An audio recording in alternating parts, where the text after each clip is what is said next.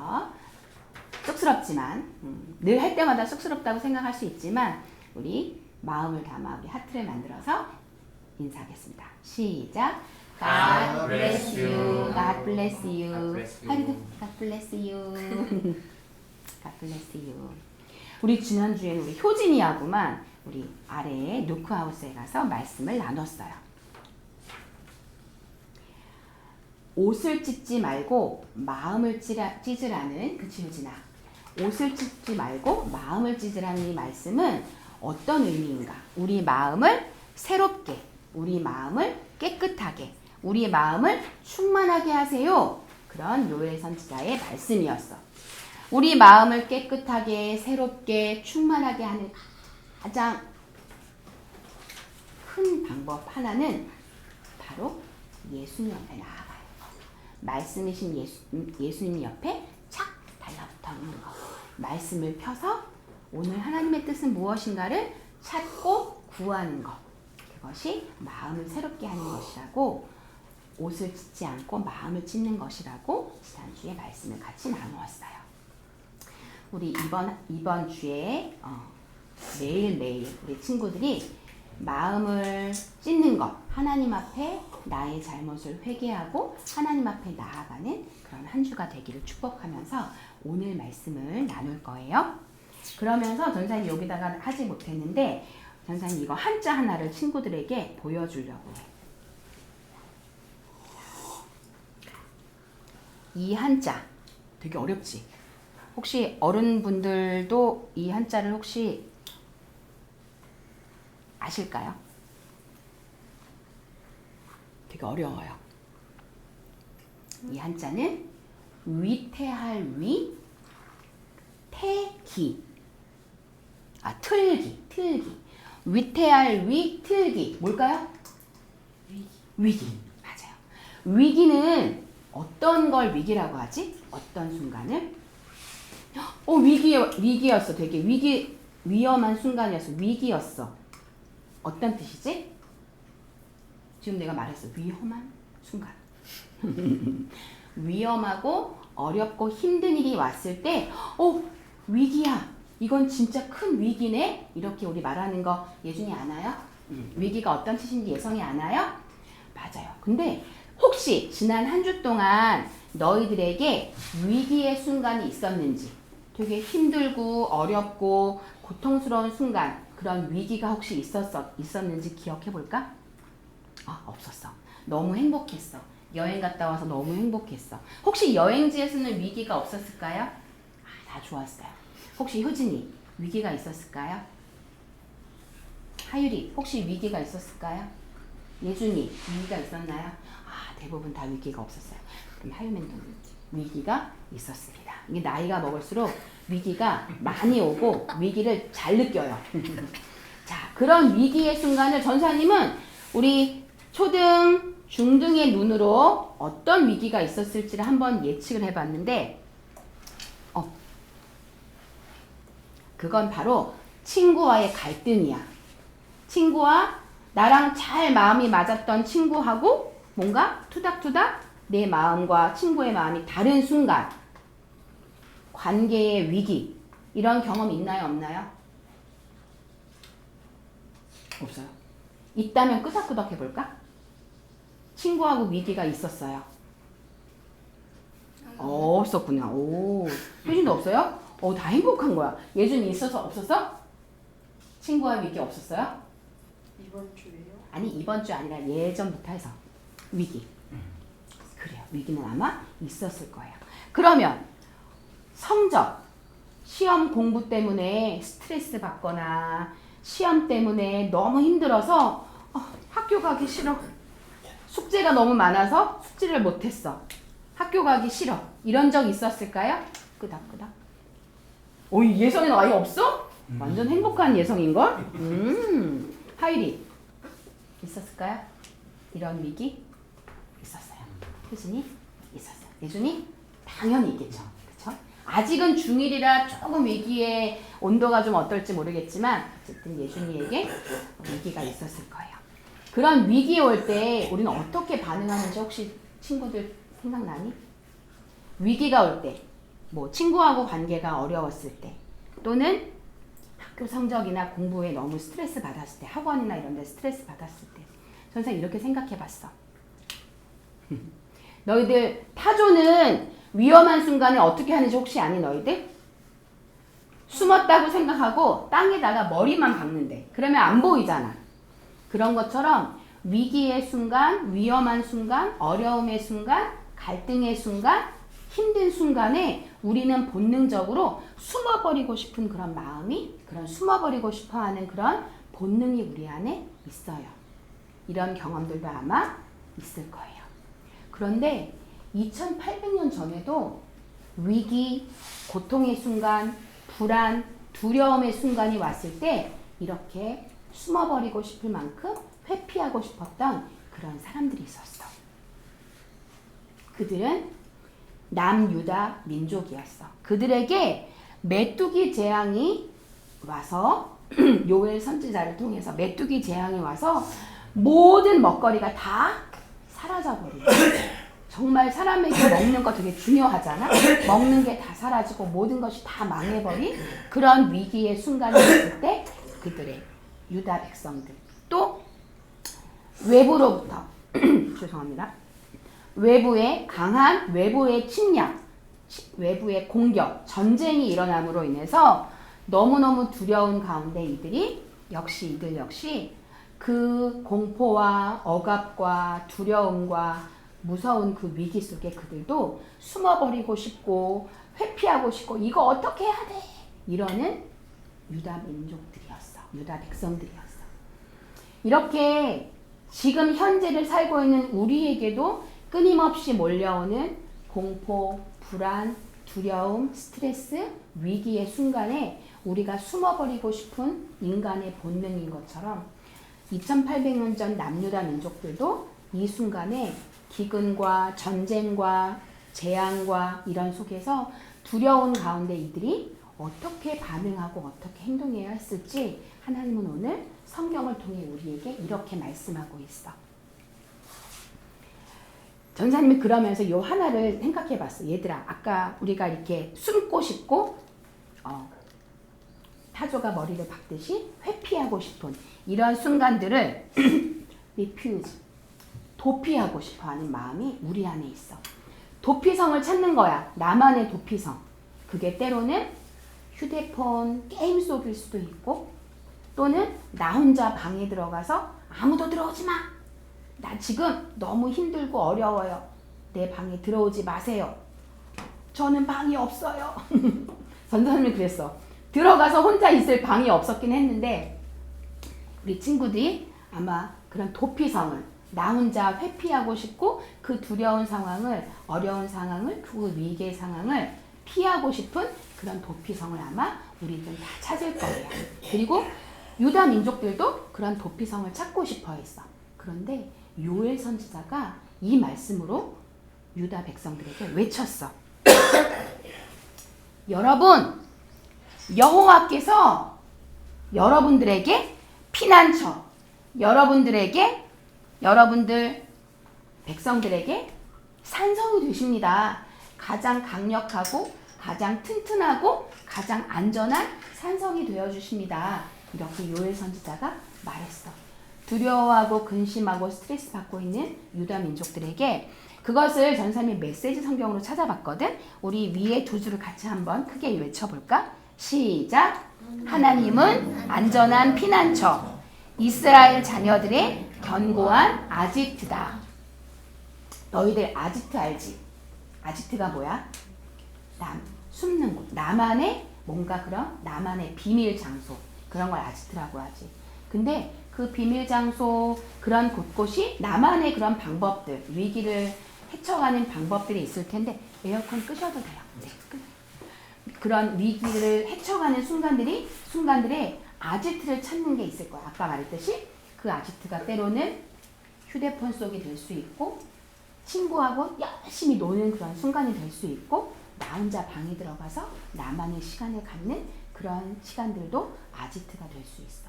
하지만 하나님은 우리에게 말씀하셔. 요엘 선지자를 통해 효진아, 너희의 가장 안전한 아지트는 하나님이셔. 예성아, 너의 가장 안전한 피난처는 예수님이죠. 하율아, 너의 가장 안전한 피난처, 안식처는 하나님이셔. 예준아, 너의 가장 안전한 피난처, 아지트는 하나님이셔. 라고 요엘 선지자를 통해 우리에게 말씀하세요. 오늘 메시지를 한번 쪼려서 이렇게 외쳐볼까? 시작! 가장 안전한 곳 하나님께 피해야 해. 가장 안전한 곳 하나님께 피해야 해. 게임도 아니고 친구도 아니고 나 혼자 있는 그 비밀 장소도 아닌 하나님께 피해야 한다고 요엘 선지자를 통해 우리에게 말씀하셔. 그러면서 그 하나님이 나에게 어떤 하나님이 되시냐면 그때 너희는 확실히 알게 될 거야. 내가 너희 하나님이며 나의 거룩한 산 시온에 살고 있음을. 예루살렘은 거룩한 도성이 되고 불가침 지역이라는 표말이 그 앞에 나붙을 것이다. 얘들아, 전사님이 여기 맨 밑에 줄에 불가침 지역 이걸 찾아봤더니 어떤 의미냐면 외부인 출입 금지. 외부인은 들어올 수 없어. 우리가 하나님과 함께 있는 그 시온, 그 하나님과 함께 동행하는 우리의 삶 속에 마귀는 들어올 수 없고 하나님을 모르는 사람들은 우리를 방해할 수 없어. 우리가 그 하나님 안에 있을 때, 완전한 도피성이 되시는 하나님 그 안에 있을 때 외부인은 들어올 수 없어 라고 하나님은 우리를 지키시고 보호하신다고 말씀하는 말씀이야. 예루살렘 성, 평화의 성이라고 했던, 안전하다고 했던, 평화롭다고 했던 그 예루살렘 성이 외부 바벨론에 의해서 침략당하고 결국 멸망했어. 망했어. 폭망했어. 무너졌어. 왜였을까? 남유다 민족들의 죄악 때문에. 하나님께 돌아와라. 하나님을 향해라. 내가 너희의 가장 안전한 피난처다라고 아무리 말했지만, 선지자들을 통해 말했지만 남유다 민족은 결국 하나님을 등지고 하나님 앞에서 죄악을 계속 행하는 것 때문에 이 안전하다고 했던 예루살렘 성, 평화의 성은 망해버렸어. 멸망했어. 그런 우리에게 가장 큰 위기는 어떤 위기이냐면, 여기에 전참 이렇게 적었거든. 가장 큰 위기, 가장 큰 죄는 하나님을 떠나는 거야. 하나님을 멀리하는 거야. 이제 우리가 한 살 한 살 나이가 먹으면서 하나님을 더 깊이 알아가고 싶은 마음이 우리 안에 있지만 하나님을 잘 모르겠어요. 하나님이 내 마음 안에 잘 느껴지지 않아요 라고 해서 하나님을 멀리하고 싶은 그런 마음이 우리 안에 들 때도 있을 거야. 그때가 아마 가장 큰 위기, 가장 큰 힘든 어려운 순간이 될 텐데, 예수님을 떠나지 않고 가장 안전한 품, 우리의 가장 안전한 품이신, 우리의 아지트이신 예수님 품 안에 예준이가, 효진이가, 예성이가, 하율이가, 하윤 멘토님이 머무르기를 하나님은 바라신다는 걸 기억했으면 좋겠습니다. 그런 우리에게 두 가지 방법을, 하나님 안전한 도피성인, 안전한 안식처인 하나님 앞에 우리가 머무는 두 가지 중요한 방법이 있어. 그건 뭐냐면 기도의 방공호로 들어가기. 얘들아, 너희 방공호가 뭔지 알아? 전쟁이 날 때 안전하도록 숨는 그런 곳이거든. 분명 예준이의 앞으로의 중학생, 고등학생의 시간 속에 힘들고 어려운 순간이 올 거야. 그럴 때 게임 또는 친구, 물론 게임을 통해, 친구를 통해, 여러 가지 상황을 통해, 가족을 통해 가장 평안을 얻을 수 있겠지만 기도하는 예준이가 되었으면 좋겠습니다. 하나님, 저 지금 너무 힘들어요. 저와 함께 해주시고 저를 도와주세요 라고 입술을 벌려 기도하는 예준이가 되세요.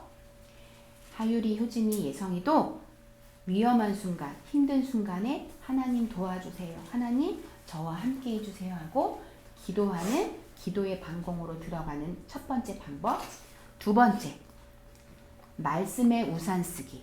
우리가 하나님의 말씀이 우리를 보호하시고 우리를 안전하게 이끄시는데 말씀을 보지 않으면 세상을 향해 우리가 이길 힘이 있을까 없을까?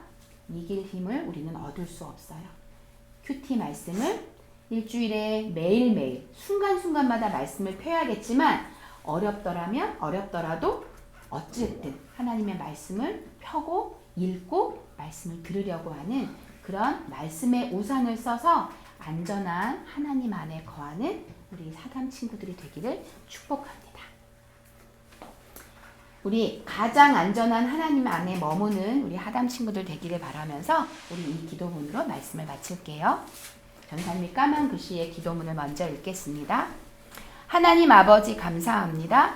우리가 사는 세상에는 전쟁과 기근, 시험과 인간관계 등 우리를 두렵게 하는 수많은 문제들이 있습니다.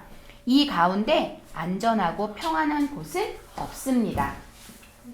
오직 우리의 피난처요 안식처가 되시는 예수님 품 안에 거하도록 붙들어 주세요. 흔들리고 불안한 세상 속에서 다른 것 의지하지 않고 완전한 아지트가 되어 주시겠다고 약속하신 예수님을 품과 말씀 속에 거하는 우리가 되도록 인도해 주세요. 예수님의 이름으로 기도합니다. 아멘. 가장 안전한 품이신 예수님의 품, 예수님의 말씀 안에 거하는 그래서 하나님 안에 안전한 한 주가 되기를 축복하며 우리 누크하우스로 내려가겠습니다. 일어나세요. 예수님은 나의 왕, 예수님은 나의 왕, 살아계신 하나님 아들 내 마음에 모셔요. 어서 오세요. 예수님 살아계신 예수님 오세요. 여기 내 마음에 함께 계세요. 나의 왕.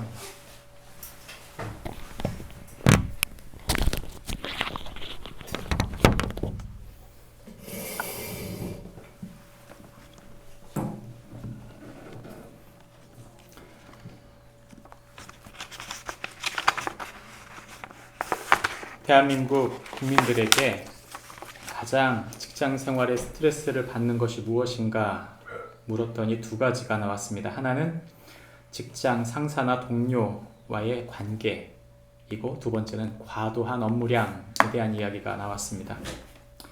사실 우리에게 맡겨주신 일을 잘 감당하기를 바라지만 직장에서 받는 스트레스는 우리가 사는 삶에 굉장히 무거운 짐이 되는 게 사실입니다. 이 직장에 과연 내가 최선을 다하고 있는 것만큼 내가 대우를 받고 있는가 생각해 볼 때 여러 가지 복잡한 생각을 안 할 수 없는 것이죠. 그러면서도 직장 생활뿐만 아니라 우리의 삶의 가장 큰 스트레스는 세 가지 정도로 작년 통계로 나온 게 있습니다. 가장 첫 번째는 경제적 문제로 36.6%를, 그리고 인간관계의 문제를 27.6%를, 그리고 15%가 건강의 문제로 나와 있었습니다. 다시 말하면 우리의 삶이란 끊임없이 이런저런 억압과 어려움들을 겪고 있다는 뜻입니다. 우리의 삶이 끊임없이 문제가 우리에게 다가올 때 우리에게 그걸 감당할 만한 힘과 지혜가 부족하다는 것을 우리는 잘 알고 있습니다. 인생이란 어찌 보면 끊임없이 짐을 지고 가는 삶이 아닌가 하는 생각이 피할 수 없이 듭니다. 하나님의 사람의 삶이란 기쁘고 즐거운 것 아닌가? 여러분, 이해하셔야 될 것은 뭐냐면 짐과 환난과 문제가 없어져서 기쁜 게 아닙니다. 성경은 우리에게 우리의 짐 자체가 없어진다고 말하지 않고 예수님의 짐을 주실 거다. 예수님이 당신의 짐을 주실 거라고 말합니다. 그 말은 뭐냐면 우리에게 또 다른 하나의 사명을 주는데 그 사명이 내가 지금 지고 있는 그 짐의 의미를 풀고 내가 환난을 당하는 그 환난의 이유를 알게 만들 뿐만 아니라 우리가 당하고 있는 그 억압, 그 억눌림, 피하고 싶고 빠져나가고 싶고 회피하고 싶은 그 문제 속에서 하나님이 우리에게 그 해답을 풀어주신다는 것입니다. 많은 그리스도인들은 문제를 해결해 달라고 기도합니다. 당연합니다. 언젠가 다 해결될 거예요. 문제가 없는 곳이 딱 한 곳 있어요. 세상에. 어딜까요? 공동묘지입니다. 무덤 가면 아무 문제가 없어요. 하루 종일 문제가 없습니다. 죽으면 모든 게 끝납니다. 그러나 여러분, 중요한 건 그 문제, 왜 하나님이 주셨는지를 안다면, 왜 하나님이 내가 그 사람을 만나고 왜 하필 그 일을 하나님 하게 만드셨는지를 우리가 정확히 안다면 그것을 감당할 지혜와 능력을 하나님께 얻을 수 있다는 뜻입니다. 2800년 전에도 똑같은 문제가 있었습니다. 우리가 겪고 있는 이 경제적인 우리의 삶에 지금 우리를 짓누르고 있는 고물가, 고금리, 과도한 경쟁 시대를 사는 우리에게 똑같은 이런 심적 부담이 2600년 전에도 있었다는 것이죠. 그게 바로 요엘서가 말하는 메뚜기 재앙과 외부로부터 끊임없이 오는 외침에 대한 이야기였습니다. 사실 2800년 전만이 아니고 모든 인생은 다 무거운 짐을 지고 사는 삶입니다. 문제는 답을 몰라서죠. 과연 이런 극심한 억압과 고난 속에서 우린 어떻게 해야 될까요? 우리 마음속에 하나님이 주시는 해답은 무엇일까요? 과연 하나님이 내가 지금 고민하고 있는 그 문제에 대해 뭐라고 답할까요? 오늘 우리는 그 해답을 찾아보기 원합니다. 성경 말씀 요엘서 3장 1절부터 3절 말씀에서 그 해답을 얻으려 합니다. 나눠서 읽습니다. 보라, 그날 곧 내가 유다와 예루살렘 가운데에서 사로잡힌 자를 돌아오게 할 그때에 내가 만국을 너와 데리고 용사와 골짜기에 내려가서 내 백성 곧 이스라엘을 위하여 거기에서 그들을 심판하니 이는 그들이 이스라엘을 나라들 가운데 흩어버리고 나의 땅을 나누었습니다. 함께 읽습니다. 또 제비 뽑아 내 백성을 끌어와서 소년을 기생과 바꾸며 소녀를 술과 바꾸어 마셨음이니라. 아멘. 우리가 읽은 성경 말씀은 1절부터 3절까지이지만 본문의 내용은 원래 1절부터 9절까지의 내용입니다. 다 읽지 않았지만 후반부의 내용은 끊임없이 이스라엘이 괴롭힘을 당하는 이야기입니다. 오늘 이야기를 통해 우리에게 한마디로 말하면 이렇게 말합니다. 같이 읽어볼까요? 시작. 하나님은 자기 백성을 회복시키며 열방을 공의로 심판하신다. 하나님의 약속은 이것입니다. 나는 나의 백성을 반드시 회복시킬 거다.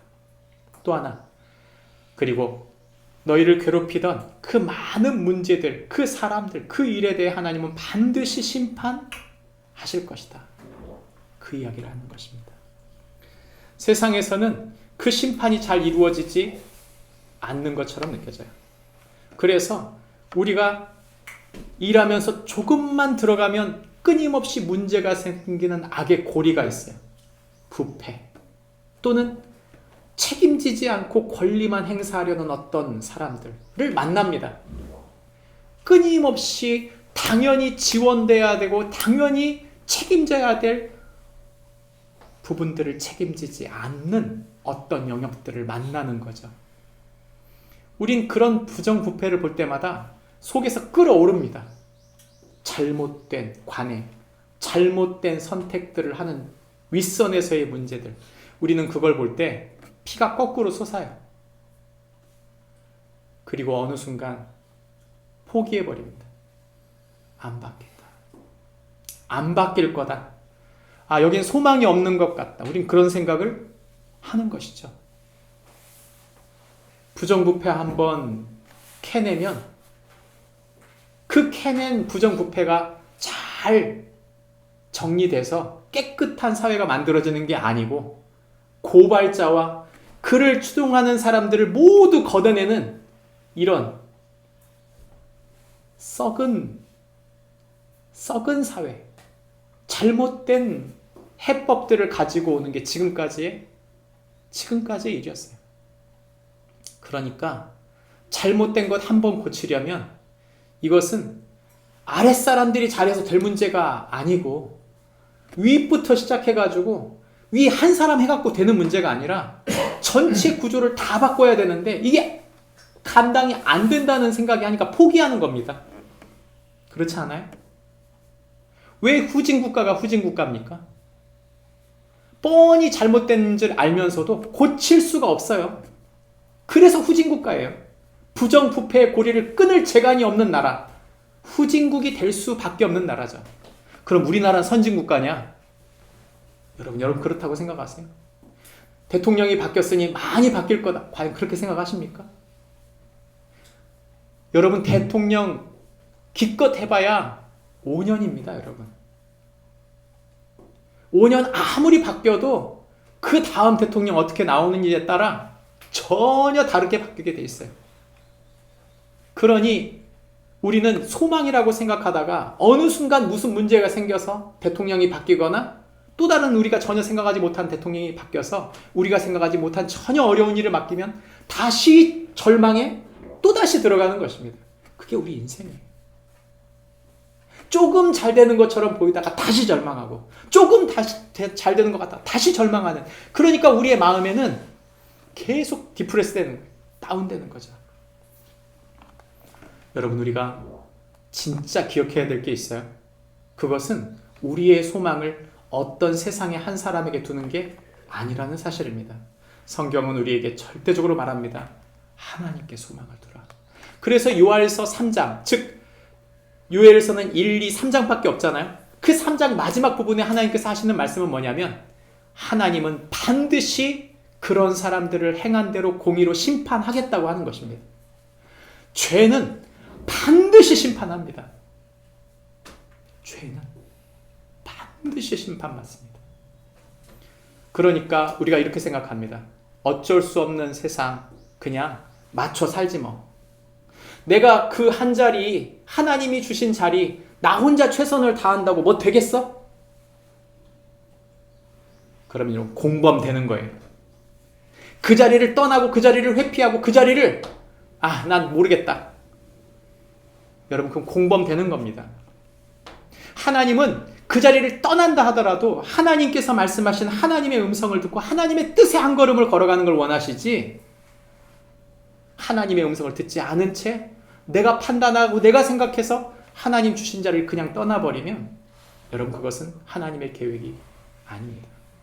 설령 내가 떠났다 할지라도 그곳에서 하나님의 음성을 듣고 하나님의 계획을 내 삶에 순종하기를 원하시는 것이죠.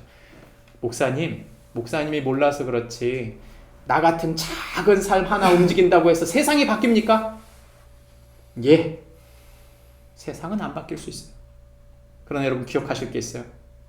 내가 책임을 회피한 것에 대한 하나님의 철저한 당신의 알고 계심이 있다는 사실을 기억해야 합니다. 하나님은 우리를 뭐라고 보십니까? 대체 불능선수, 절대 대체 불가능한 사람이라고 주님 말씀하십니다. 예, 우리 작은 사람들이죠. 그러나 여러분 작은 나를 통해 한 사람을 세우십니다. 하나님은 많은 사람을 바꾼 적이 없어요. 단 한 사람, 이삭 한 사람 세운 게 아브라함의 전부입니다. 이삭이 많은 사람을 세운 게 아니에요. 둘 중에 하나 실패했죠. 에서는 제 맘대로 간 거 아닙니까? 그러나 야곱을 세웠어요. 거짓말쟁이 야곱, 사기꾼 야곱, 제대로 된 사기꾼 라반 만나서 고생하고 힘들지만 결국에는 한 사람 세웁니다. 자기의 아들 12아들이 있는데 제대로 된 아들 한 사람 요셉 세웠더니 어떻게 돼요? 그 가문이 300만 명의 민족이 됐습니다. 여러분 우리가 이걸 어떻게 해석할 수 있을까요? 하나님의 방법은 항상 한 사람부터예요. 하나님의 방법은 항상 나 한 사람부터입니다. 저는 믿음의 1세대입니다. 하나님은 그 한 사람 세워서 다음 사람들을 다 변화시켜버려요. 그게 하나님 계획이에요. 나도 어쩔 수 없지 뭐. 나도 뭐 타협하고 그냥 많은 교인 중에 한 사람으로 그렇게 살지 뭐. 여러분 만약 그렇다면 가장 먼저 드러나는 현상은 뭐냐면 당신의 자녀, 당신의 부모, 당신의 가장 가까운 사람들이 예수님을 멀리하게 된다는 것입니다. 내가 진짜 살아있는 하나님의 사람이라면 내 배우자와 내 자녀들이 하나님의 사람으로 살 거예요. 그러나 내가 그 작은 자리를 하나님의 사람으로 살지 않으면 내 가장 가까운 사람들이 복음에 있어서 아무런 갈등을 갖지 않게 될 것입니다. 오늘 주님은 우리에게 말씀하실 때 그 요엘 한 사람을 통해 그 백성들 주님의 날을 기대해라. 그들이 그토록 연약하고 부족하지만 마지막에는 전혀 다른 반전의 스토리가 일어난다는 얘기를 하고 있는 것이 주님의 날입니다. 그 마지막 날에는 하나님의 성령에 붙들린 사람들, 주님의 말씀에 붙들려서 주님의 뜻대로 살고 싶어하는 그 사람들을 통해 하나님의 나라를 열 것이지만 하나님 말씀 붙들고 산다고 해놓고 그 말씀을 대로 사는 건지 사지 않는 건지, 하나님의 성령이 내게 뭐라고 말씀하시는지 하나님의 뜻과 그분의 나라가 보이지 않고 산다면 여러분 그것은 그냥 종교인입니다. 종교인이에요. 하나님은 우리가 하나님의 영광을 위해 뛰기를 원하시지, 난 하나님의 계획을 알고 있다 그래 놓고 세상 사람들하고 똑같이 사는 것을 원하지 않는다는 뜻입니다. 오늘 마지막 그 주님의 날에 주님의 계획은 무엇입니까? 억압받고 고난받는 그 우리의 삶에 하나님은 과연 어떤 분이신가? 내 삶에 과연 하나님이 일하기나 하시는 것인가? 라는 질문을 던지는 우리에게 하나님은, 요엘은 우리에게 세 가지로 하나님이 어떤 분인지 설명합니다. 첫 번째는 심판하시는 하나님입니다. 두 번째는 하나님은 피난처가 되는 분이다. 마지막 하나님은 반드시 갚아주시는 하나님이다. 여러분 이 세 마디는요 그냥 모든 성도들이 교회 조금만 다니면 아는 말이죠. 심판이란 단어는 여러분 우리에게 말합니다. 나는 너의 모든 것을 알고 있고 세상 모든 것을 이미 다 알고 있다. 여러분 재판정에 가보신 적 있으세요? 재판정에 가보시면 재판관이 반드시 뒤적거리는 게 있어요. 뭐죠? 사건 기록입니다. 이 사건 기록은요 검사에게 가면 수북히 쌓여 있어요. 진짜 반드시 여러분 가보세요. 저는 별로 좋지 못한 일 때문에 제가 당한 일은 아니지만 재판정에 가서 몇 차례 가서 본 적이 있는데 사건을 꿰고 있어요. 사건을 꿰고 있습니다. 수많은 시간 수사하고 검사해서 수많은 시간들을 다 그 사건이 어떻게 일어났고 동기가 뭐고 어떻게 일어났고 그 과정이 어땠고 결과가 어떻는지를 정확히 아느니까 재판할 수 있는 거예요. 여러분 우리는 하나님이 모르신다는 착각을 해요. 아닙니다. 수북히 쌓여 있어요. 다 아십니다. 두 번째, 하나님은 피난처가 되신다. 하나님은 살 길을 주세요. 피할 길을 주세요. 하나님은 반드시 당신의 백성들을 회복할 당신의 방법과 계획을 갖고 있는데 그건 관계성과 연결돼요. 하나님은 어떤 분입니까? 하나님은 재판장이세요. 근데 재판장이신데 변호인이 누구 편이에요? 변호인이 우리 편. 여러분 우리의 변호인이 누굴까요? 성령님이세요. 예수님이 바로 그 변호인이세요. 여러분 변호사, 비싼 변호사 써야 될까요? 싼 변호사 써야 될까요? 변호사에게 돈을 아끼는 사람은 재판을 이길 수 없습니다. 여러분 지금 우리나라의 부패, 가장 큰 부패는 어디서 일어날까요? 변호사에게서 일어나요. 여러분 김앤땡이라고 우리나라 최고의 로펌이 제가 볼 땐 나라 망치고 있습니다. 지금 그 사람들이 국무총리 해먹고 그 사람들이 장관, 국회의원 해먹고 있는 거 아닙니까? 법을 모르는 사람이 그런 게 하는 게 아니에요. 아는 사람들이 합니다. 중요한 건 누구예요? 그가 누구 편이냐 하는 것입니다. 근데 여러분 그들과는 비교도 되지 않을 최고의 카운셀러 변호사가 있어요. 우리를 위해서 자기 목숨을 내놓는 변호사가 있습니다. 자기의 모든 걸 내건 변호사가 있습니다. 그분이 예수 그리스도입니다. 그분이 우리의 피난처가, 내가 네 편이 되겠다고 약속하시는 것입니다. 여러분 피난처가 된다는 것은 바로 그 뜻입니다. 마지막 세 번째, 갚아줄 거다. 나는 너를 갚아줄 거다. 이것은 여러분 영광에 대한 문제예요. 네가 만약 끝까지 그 진리, 내가 약속했던 그 말씀을 붙들고 끝까지 그 자리를 지킨다면 내가 그 모든 걸 갚아주지. 그러나 네가 그 자리를 떠나버린다면, 네가 그 수고를 버려버린다면, 네가 그 환난을 그냥 버리려고 한다면 어떤 일이 벌어지는가? 너는 너에게 주어질 모든 영광을 갖다 버린 것이 될 것이다. 그것이 바로 오늘 요엘서가 하고 있는 이야기입니다. 설교가 끝났습니다. 여러분은 어떠세요?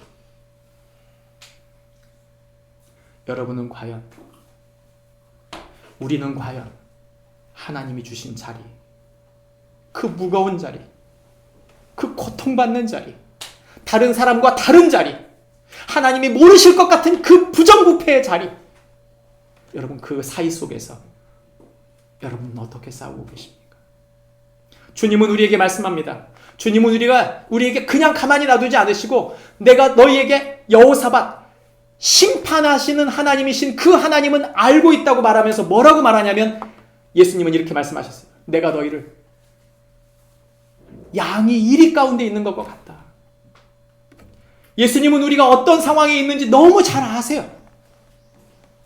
예수님이 이 땅에 오신 이유는, 그분이 뛰어드신 이유는, 모든 걸 벗고 다 뛰어들어 버린 이유는 우리가 그런 양이라는 사실을 너무나 잘 알기 때문이에요. 믿음을 가지고 어떻게든 살아보려고 애를 쓰는데 하나도 바뀌지 않는 세상. 그러면서 내게 맡겨주신 사람들, 내게 맡겨주신 일에 최선을 다하는 우리를 향해 말씀합니다. 너희는 양과 같다. 다른 사람들이 뭐라고 한 줄 아세요? 좀 이상해 쟤.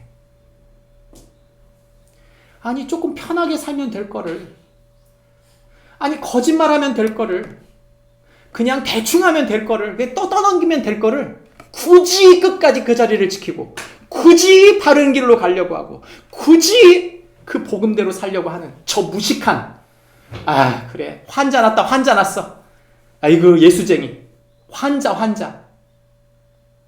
여러분 우리 그렇게 살아요. 여러분 그게 정상이에요. 만약 우리 주변에서 너는 환자구나, 조롱거리를 한 번도 당해보지 않았다면 당신은 아직 예수의 제자가 아닐 가능성이 커요.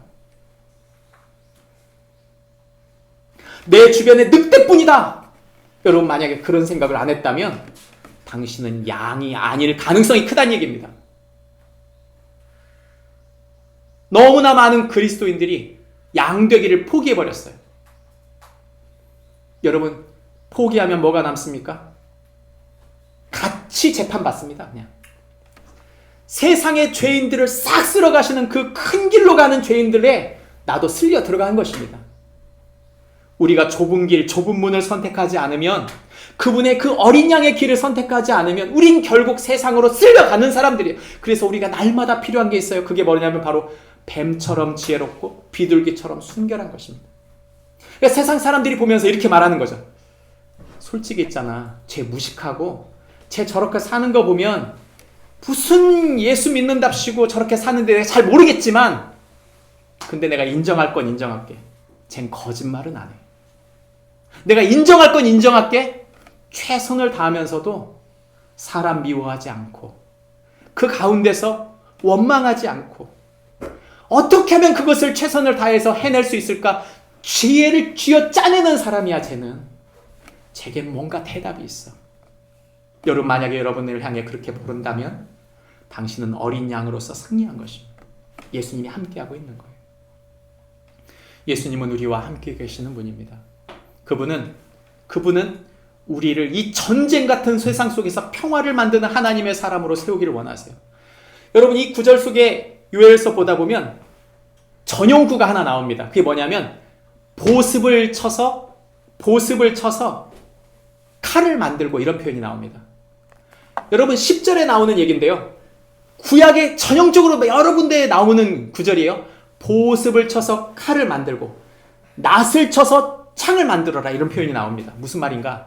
보습이 뭐냐? 쟁기 있잖아요. 쟁기 맨 끝에 다는 그 쇠뭉치, 땅을 갈아내는 그 쇠뭉치예요. 그 쇠, 그걸 쳐서 뭘 만들어요? 칼을 만든다는 것은 뭐죠? 땅을 가는 쟁기에 보습이 있다는 말은, 그걸 쓴다는 말은 밭을 가는 평화의 상징입니다. 반면 칼과 창을 만든다는 뜻은 뭐예요? 전쟁한다는 뜻이에요. 세상 사람들은 뭘로 가요? 여러분 지금 전 세계가 어떤 방향으로 가는지 알고 계시죠? 전쟁의 도가니입니다, 여러분. 줄 한 번 잘못 섰다가는 여러분 지금 나라가 넌 누구 편이냐 이거예요. 그리고 금방이라도 전쟁이 일어나도 전혀 이상하지 않을 상황이에요, 지금. 여러분, 우리나라는 어디에 서야 되죠? 우린 중국에 서야 됩니까?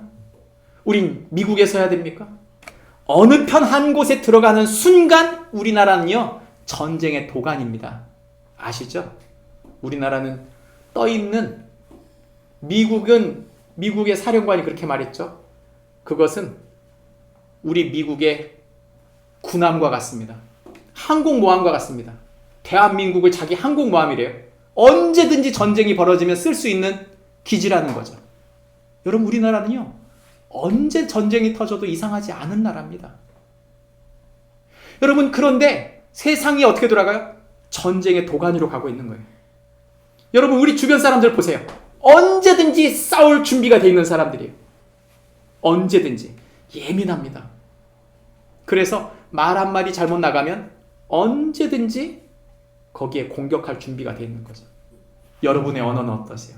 우리의 언어는 어떤가요? 보습.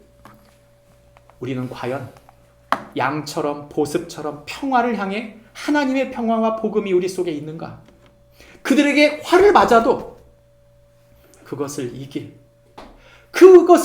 유연하게 의연하게 이겨낼 지혜가 우리에게 있는가 하는 거죠. 우린 너무 예민해요. 한마디 받으면요, 반드시 갚아줘야 돼요. 내가 어떤 사람인지 확실히 보여주지. 이런 거 있잖아요. 여러분, 그러니까 지혜가 없는 거예요, 사실은. 지혜가 없는 겁니다. 양은 양인데 세상의 칼과 창으로 싸우려고 하는 양과 같은 지혜가 없고 순결하지 못한 양이 되기 쉬운 것입니다. 그래서 말씀을 보는 것입니다. 날마다. 성경 우리에게 두 번째 말합니다. 피난처가 되신 하나님이시다. 하나님은 자기 백성을 위하여 피난처가 되신다. 산성, 피난처라고 하는 이 단어가 우리에게 보여주는 이미지는 바로 우리 전도사님이 설명했던 단어와 같습니다. 도피성이죠. 여러분, 이스라엘에는 도피성이라는 제도가 있었어요. 이 제도는 지금 죽음을 당할 수 있는 사람들, 여러분, 그게 누가 도끼질을 하는데 도끼가 부러졌어요. 하필이면 그게 날아가서 옆에서 일하고 있던 친구의 머리를 친 거죠. 그래서 죽었어요. 내가 죽이고자 하는 의도가 아니지만 그가 죽게 된 것입니다. 어떻게 될까요? 그 친구의 이웃들이, 그 가족들이 나를 당연히 죽이려고 하겠죠. 재판을 받기 전에 죽여버리는 것입니다. 피로 그냥 갚는 거예요. 그냥 재판이고 뭐고 필요 없고 내 가족을 잃은, 내 아버지를 잃은, 내 자식을 잃은 그 분노를 이기지 못해서 걘 죽어야 되라고 해서 죽여버리는 거죠. 그래서 그것을 피하기 위해 숨는 곳이 어디예요?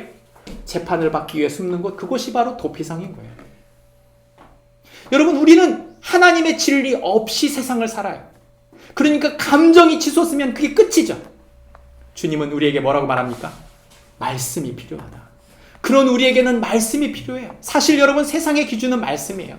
히브리서에 보면 하나님은 말씀하시는 분이라고 말합니다. 그래서 이는 같이 한번 읽어볼까요? 히브리서 6장 18절 말씀 같이 읽습니다. 도윤아, 에어컨을 좀 틀어줄래요? 같이 읽겠습니다. 시작. 이는 하나님이 거짓말을 할 수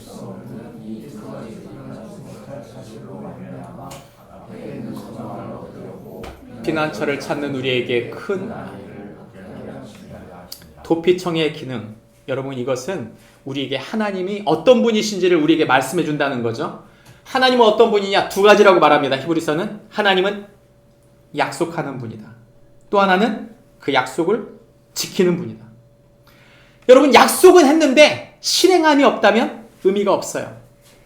기준이 없다면 내가 아무리 열심히 해도 그 기준이 없다면 모든 것은 숲으로 돌아가기 십상입니다. 하나님은 어떤 분인가?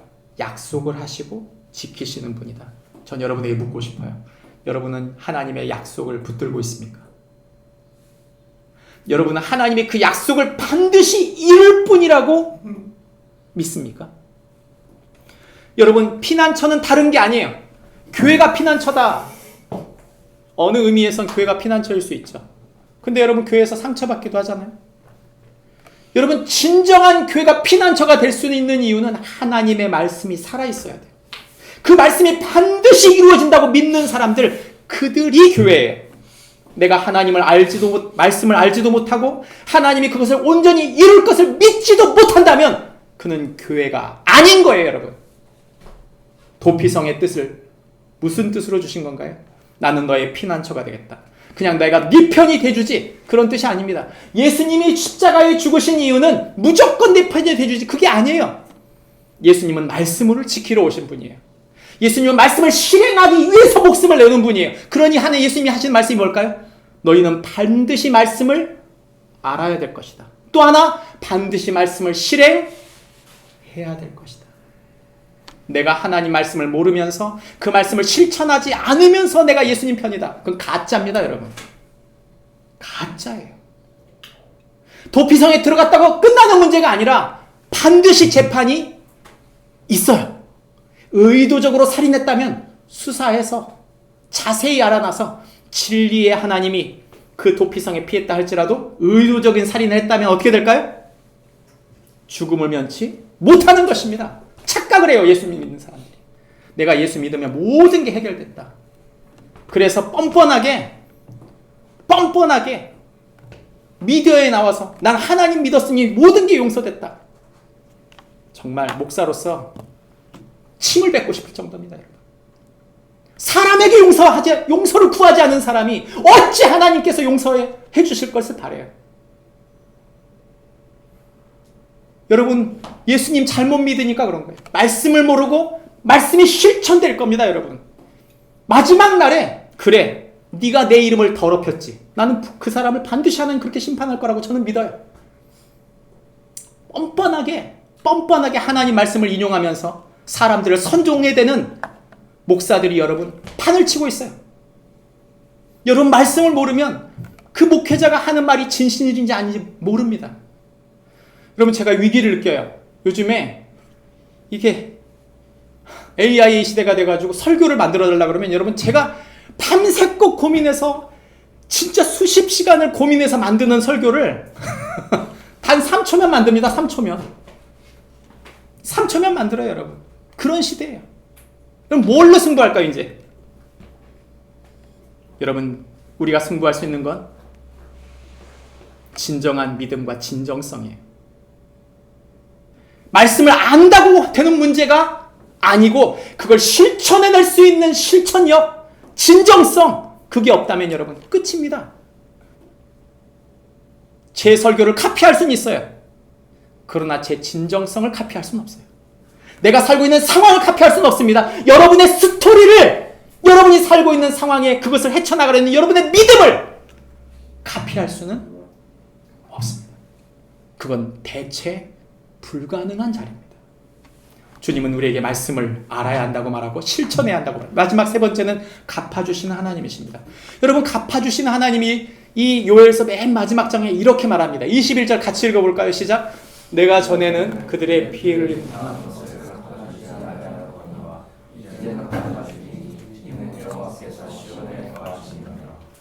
성경은 우리에게 지금까지는 갚아주지 않았다.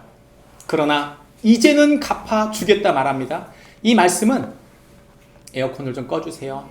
이스라엘 백성들이 갖고 있었던, 그들이 지금까지 받았던 수많은 순환들, 재앙들, 그들이 힘들고 어렵게 살았던 그 삶에 주님이 이렇게 말하는 거죠. 난 지금까지 갚아주지 않았다. 근데 이제는 갚아주겠다. 그 갚아줌이 뭘까요? 성경은 말하는 것입니다. 예수 그리스도의 갚아줌이라고 말하는 거죠. 여러분, 요엘은 예수님을 알아요, 몰라요? 예수님을 모릅니다. 구약의 인물이거든요. 구약을 한마디로 조리면 그리스도가 오신다. 신약을 한마디로 조리면 그리스도가 오셨다. 그러니까 구약의 인물인 요엘은 하나님의 갚아주심이 뭔지 알까요, 모를까요? 모릅니다. 그 갚아주심을 모르는 요엘에게 하나님은 첫 번째 갚아줌은 내가 인간이 되어 너에게 갚아주지. 너의 죄를 갚아주지. 너희의 눈물을 닦아주지. 너희의 환난과 고난을 내가 충분히 이해하고 같이 있어주지. 그래서 이는 여호와께서 시온에 거하십니다. 내가 너와 함께 있겠다. 예수님이 함께 하셨어요. 그럼 거기로 갚아주심이 끝이냐? 그게 아니고 그분이 왕과 주인으로 심판주로 오셔서 실제로 우리가 당한 순환과 아픔에 대하여 갚아주시겠다고 하는 것입니다. 테텔레스타이. 요한복음 19장 30절에 나오는 이 말씀에 다 이루셨다라는 말은 우리 용어로 영수증입니다. 지불 완료. 뭐가 지불 완료됐다는 거죠? 네 죄를 다 갚아주겠다. 또 하나, 지불 완료의 끝은 우리가 죽었을 때, 그분을 만났을 때 그분이 우리에게 지금까지 있었던 모든 영수증을 다 청구하고 거기에 뭐 하겠다? 갚아주겠다는 것입니다. 여러분, 마트 가서 또는 큰 대형마트 가가지고 물건 수북히 사가지고 다 뭐 합니까? 마지막 다 계산하죠. 계산하고 난 다음에 여러분 어떻게 하세요? 계산하고 난 다음에 그 다음 남는 건 뭐예요? 그 물건을 전부 다 담는 겁니다. 자기가 지금까지 선택했던 물건을 죄다 닮아서 갖고 나오는 거예요. 제가 코스트코 가보니까 그 미국 사람들하고 그 똑같은 시스템이어가지고 그 에스컬레이터 올라가기 전에 한 사람이 있어요. 그리고 반드시 제시하라고 하는 게 있습니다. 뭔지 아시죠?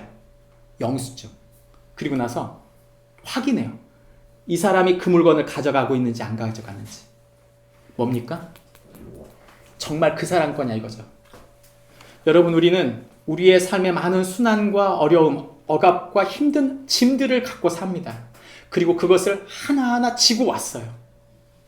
우리가 선택하든 원하든 원치 않든 수많은 내가 감당한 일들이 있습니다. 자녀에 대한 일, 내가 일했던 일, 관계적으로 갖고 있었던 부담감, 건강 가운데 힘들고 어려웠던 고난들, 그 수많은 나의 짐들을 가지고 왔습니다.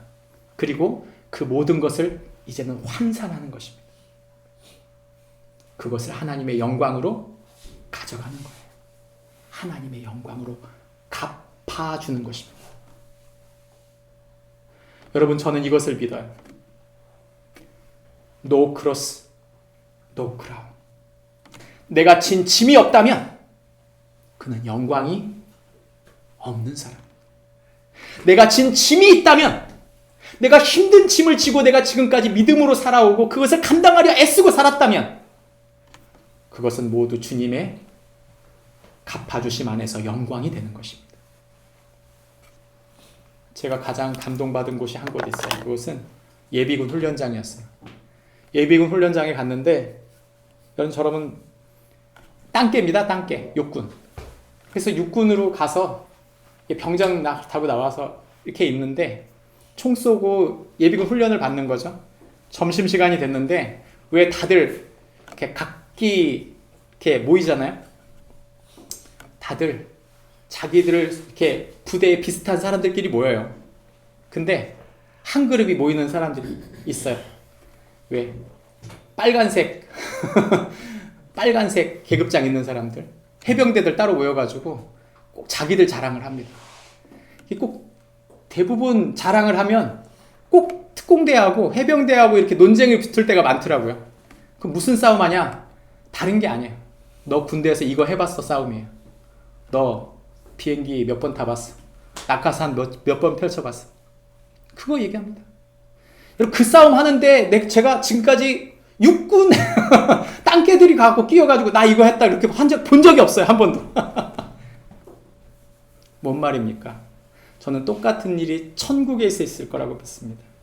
이 땅에서 지었던 하나님께서 내게 주신 그 많은 문제들, 내가 졌던 복잡한 관계, 적은 보수지만 최선을 다했던 나의 일들, 주님은 말합니다.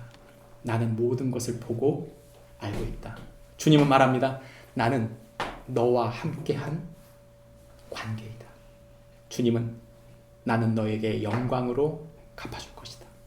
예수님이 하시는 이 말씀은 오늘 요엘이 우리에게 해주고 있는 말씀입니다. 저와 여러분이 그 예수님을 바라고 믿음으로 사는 축복이 우리 모두에게 있길 주님의 이름으로 축복합니다.